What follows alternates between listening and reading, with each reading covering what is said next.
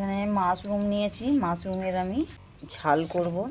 এখন আমি মাশরুমটা কেটে নেব। ছাতুগুলো, মাংস ছাতুগুলো আমি ধুয়ে নিয়েছি। আর এখানে নিয়েছি একটা টমেটো, 3টে পেঁয়াজ, আর নিয়েছি এই যে আদা রসুন, 4 টুকরো আদা নিয়েছি, এই যে রসুন নিয়েছি। আমি এগুলো আদা রসুনগুলো শিলে বেটে নেবো। আদা রসুন জিরে শিলের মধ্যে বেটে নেব। আর এখানে আমি কড়াই বসিয়ে দিয়েছি। মাংস ছাতুটা হালকা আমি সিদ্ধ করে জল ফেলে দেব। কড়াই আমি জল দিয়ে দেব সিদ্ধ হওয়ার জন্য। বেশি জল দেবো না, এর থেকে জল বেরোবে। আমি ততক্ষণ মশলাটা বেটে নেব। আদা রসুন জিরে বেটে নেব। শিলের মধ্যে মশলা বাটলে মিক্সির থেকেও খেতে বেশি টেস্টি হয়। আমি মশলাটা একসাথেই বাটবো। দিয়ে দিচ্ছি আমি 2 চামচের মতো গোটা জিরে। আমি মশলাটা এখন বেটে নেব।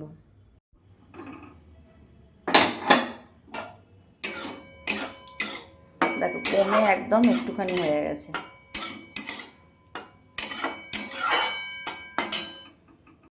কড়াই গরম করতে বসিয়ে দিয়েছিলাম, কড়াই গরম হয়ে গেছে।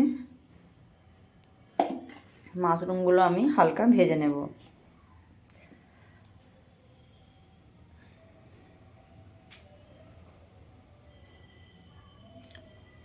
সবসময় মাশরুমে হালকা সিদ্ধ করে জল ফেলে দেওয়াটাই ভালো, তাই আমি জল ফেলে দিই। অনেকে জল হয়তো ফেলে না, আমি ফেলে দিই।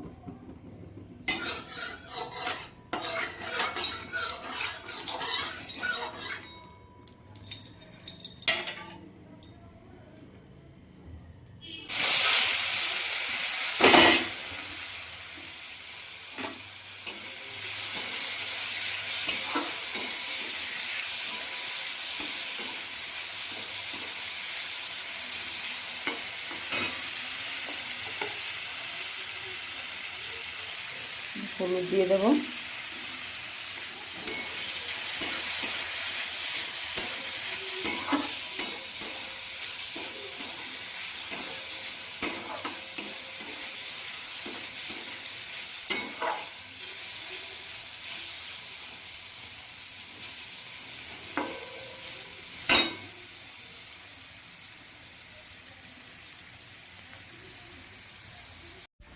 ভাজা হয়ে গেছে, তুলে নেব।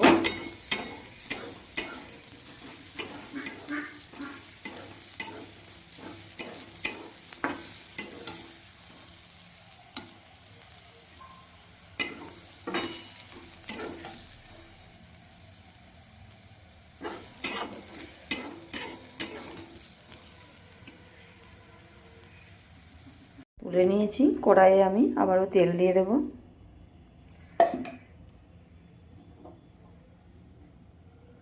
তেল গরম হয়ে গেছে, দিয়ে দেব গোটা জিরে,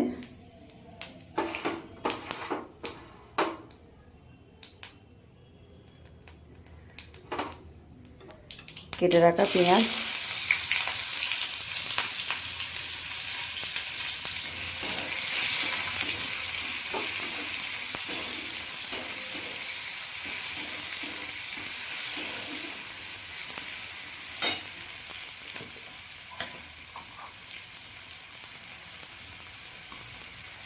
দিয়ে দেবো লবণ,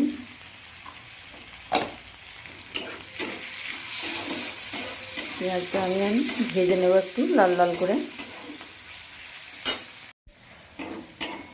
পেঁয়াজ আমার ভাজা হয়ে গেছে, দিয়ে দেবো টমেটো কুচি। টমেটো খুব বেশি দেবো না, মাশরুম তো, না হলে টক হয়ে যাবে।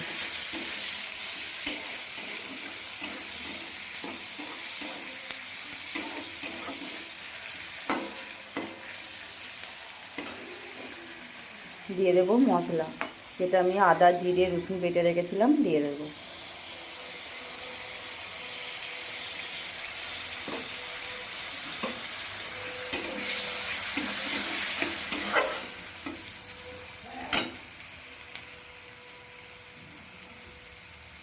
হলুদ গুঁড়ো,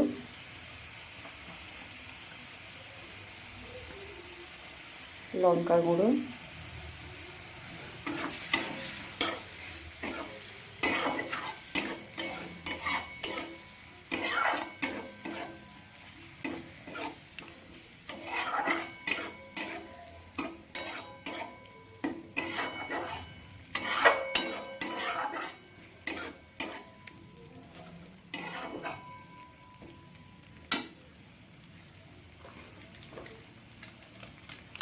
আর দেবো একটু কাশ্মীরি লঙ্কার গুঁড়ো।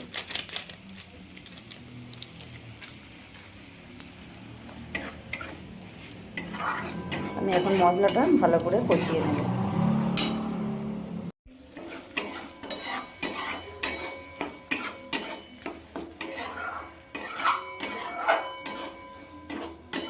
মশলা আমার কষানো হয়ে গেছে।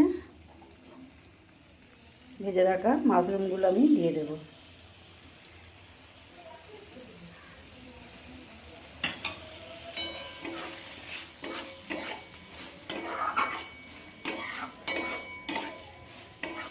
মাশরুম এইভাবে মাংসর মতো মশলা দিয়ে রান্না করলে খেতে খুব সুন্দর লাগে।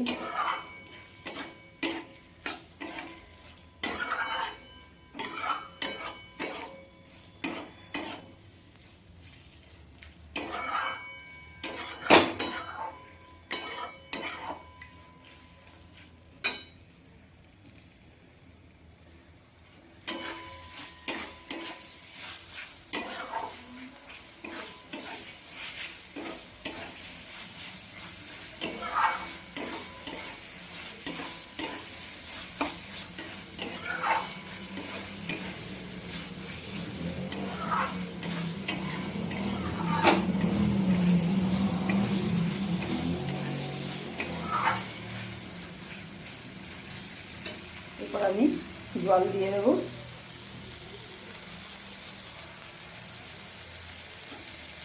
এবার হালকা করে একটু জল দিয়ে দেবো।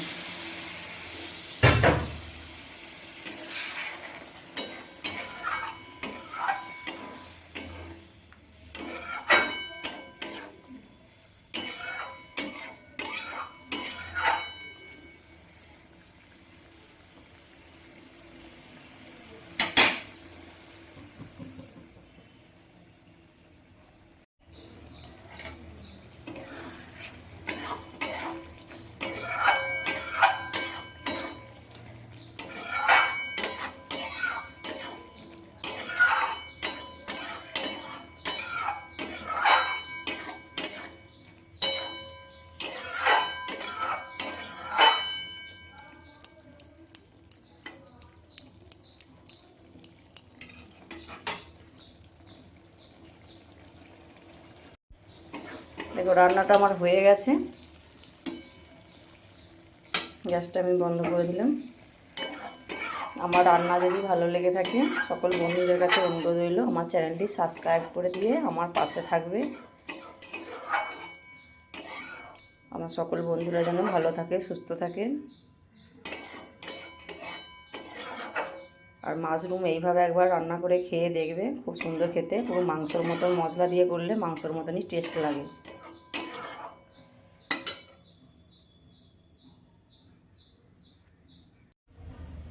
আমি এই যে একটা জায়গার মধ্যে ঢেলে নিয়েছি।